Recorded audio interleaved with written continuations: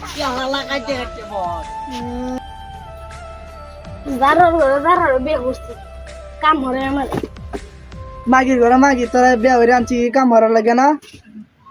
তারা ঘর সংসারে আমি করতাম না, তোর সংসারে আর করতাম না। মাগির ঘরে মাগি কাম হতে না কি করে খাইবে?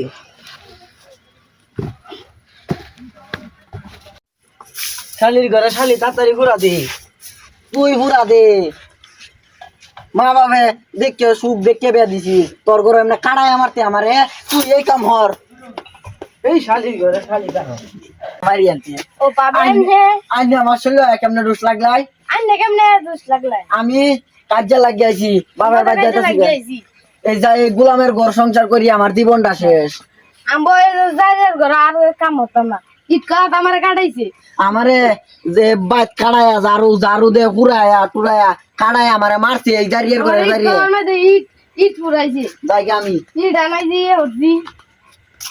ভাবি আইন হলো দুই আলাপ আছি না আমার এই এই জারিয়ার আইলে কোন যে এল্লা আল্লাহ রাইন দেখাইতো আমি আর রাইন দেখান দিতাম না। আমি এই যে বাহার বাদ যাইতেছি। যাইবেন গা এই জারিয়ার ঘর সংসার আমার পক্ষে আর সম্ভব না, আমার কাড়াইতে কাড়াইতে মারি আলছে। দুই মাগির ঘরে মাগি এক কানো নতুন নতুন আলাপ শুরু হচ্ছে। এই দুই মাগি রে জামাই নিয়ে বাগার চিন্তা।